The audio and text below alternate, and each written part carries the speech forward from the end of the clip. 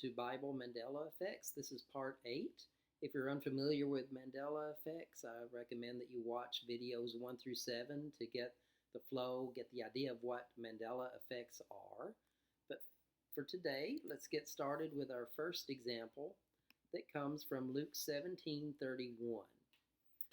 Notice in the New International Version, this verse says, "On that day, no one who is on the housetop with possessions inside should go down to get them. Likewise, no one in the field should go back for anything." In the New International Version, it has the word possessions. And as we scroll down to other versions, translations of the Bible, um, here it says, "Go into the house to pack." The idea of getting things, to get his goods. Retrieve possessions. Goods and possessions are the main words in the translations, but look in the King James Bible. "In that day, he which shall be upon the housetop, and his stuff in the house, let him not come down to take it away, and he that is in the field, let him likewise not return back." The word stuff in the King James just sounds very modern. I don't remember the word stuff. I always remembered as goods or possessions. And as we scroll down, even New King James says goods. All of these translations, goods. New American Standard 95:77, goods. Belongings in the Amplified Bible. And as we scroll down, belongings, all of these different translations have goods or possessions or something in that except the Aramaic Bible also has stuff in the house. And when I read this a few years ago for the first time, the King James was the only one that had the word stuff, but now the Aramaic Bible does. So I wanted to share that as an example of a Mandela effect. What we remember, because I grew up in a church that only used King James, and I don't remember the word stuff. I remember goods or possessions. So just wanted to share that. And if we look at the Greek, "In that day, the one who shall be upon the roof and his items in the house." The word for items, scrolling up, skios, they're vessels, they're goods. But notice the definition. This is in the Strong's Concordance. The definition, it doesn't have the word stuff. It just sounds unusual to have the word stuff. Scroll down. Here's different places in the New American Standard. Nowhere does it have the word stuff. So just seeing that in the King James Bible looks unusual. So that's why that is a Mandela effect. The next example I wanted to show is Matthew 24:36. Jesus is talking, and he's talking about the day that he returns, the rapture. "But about that day or hour no one knows, not even the angels in heaven, nor the Son, but only the Father." Okay? The angels of heaven, nor the Son himself, but only the Father knows that times. Now notice, this comes right after verse 35. "Heaven and earth will pass away, but my words will never pass away." So after he says his words will never pass away, we have a Mandela effect. This is wild. This is an example of satanic attack, supernatural satanic attack on our Bible in these last days, in which Satan is trying to confuse the saints or confound the saints. So notice, New International, "nor the Son." Now look for that phrase in each of the translations. "Not even the angels of heaven, or the Son himself." English Standard, "nor the Son." Berean Study Bible, "nor the Son." Berean Literal Bible, "nor the Son." King James Bible, here we go. "But of that day and hour knoweth no man, no, not the angels of heaven, but my Father only." It doesn't say, "nor the Son." New King James. Now, when I read this a few years ago, the King James Bible was the only one that had "nor the Son" left out. But now look at the New King James Version. "But of that day and hour no one knows, not even the angels of heaven, but my Father only." It leaves out "nor the Son." So look at New American Standard. "Nor the Son" is in the verse. New American Standard 95, "nor the Son." 77, "nor the Son." The Amplified Bible, "nor the Son." Christian Bible, "nor the Son." Holman Christian, "nor the Son." American Standard. Aramaic Bible in plain English. "But about that day and about that hour no one knows, not even the angels of heaven, but the Father alone." It leaves out the Son. So let's continue on. The Son is in Contemporary English Version, but the Douay-Rheims Bible, the French Bible that was done about the same time as the King James Bible, but of that day and hour no one knows, not the angels of heaven, but the Father alone. It leaves out the Son. And I remember in King James, I remember that verse that it had nor the Son in it in the King James. When I was growing up, that was the only translation we used in my church. Good News Translations has nor the Son, International. Literal Standard, concerning that day and hour no one is known, not even the messengers of the heavens, except my Father only.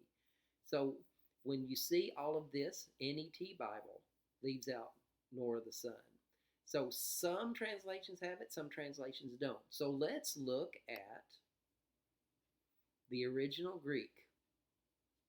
But concerning that day and hour no one knows, not even the angels of the heavens, only my Father alone.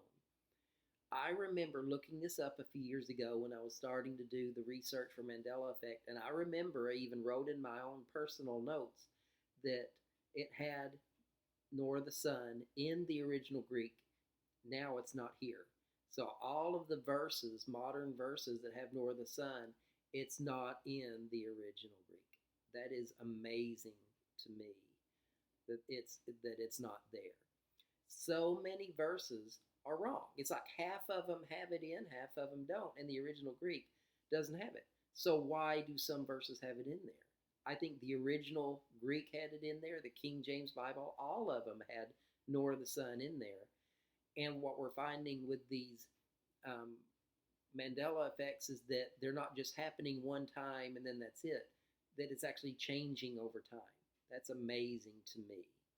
So I wanted to share that. That's a big example of Mandela effect. And then one more that I wanted to share for today, Acts 12:4. Now, this is about Peter. He's being arrested. In the verse, New International Version, after arresting him, he put him in prison, handing him over to be guarded by 4 squads of 4 soldiers each. Herod intended to bring him out for public trial after the Passover. So it was very clear that after the Passover, all of the translations of the Bible have Passover in this verse, Acts 12:4, except King James. Look at the King James Bible. I remember it saying Passover, but look at what it says. And when he had apprehended him, he put him in prison and delivered him to 4 quaternions of soldiers to keep him, intending after Easter to bring him forth to the people. It's amazing. Easter was not in the King James Bible. It's consistent. It is Passover. All translations say Passover. And when you go to the original Greek, this is what the original Greek says, Acts 12:4. Whom also having laid hold of, put into prison, having delivered him up to 4 parties of 4 soldiers to guard him, wanting after the Passover to lead him to the people. Here is the word Passover. There is no doubt. The word is Pascha in the Greek, which clearly means the Passover. Now, when you see the word Easter there, there's no way that the word Easter should have been used in the King James Bible, because Easter is a modern word talking about the resurrection of Christ. This verse is talking about shortly after his resurrection. The whole concept of Easter would have been used, and it would have been used in the King James Bible in 1611. Now, the history of the word Easter in the Oxford Dictionary online, the definition of the word Easter, originally it comes from Germanic words talking about the goddess of fertility and spring. That's why Easter bunnies, bunnies that multiply, that are very fertile in the spring. That's why we use Easter and Easter bunnies, and we decorate Easter eggs. That's where that comes from. The word Easter was taken and then translated from these pagan gods to be used for Jesus' resurrection. That's why they used it. But there's no way that the word Easter would have been used in that context in the King James Bible. The word originally came from, talk about the Passover from the 12th century. It's a modern word that would not have been used during the time. Today, we look at it and we use it interchangeably, but it wouldn't have been used in the context of Acts 12:4. All other translations are consistent with Passover, and here's King James with Easter. Just wanted to share that with you. Some amazing Mandela effects. Again, look up in your King James Bible. You can go as far back as you want. Get a King James Bible off the shelf from 19 whenever, and you'll look up these verses, and you're going to see the word Easter in Acts 12:4. So, just wanted to share these with you. Look them up, study them, and realize what this means. Our Bibles are under supernatural assault. We need to know the Word of God, and we need to be able to stand firm on what it originally said, so that when the Antichrist, when satanic forces try to twist the Word of God, we'll know what it said.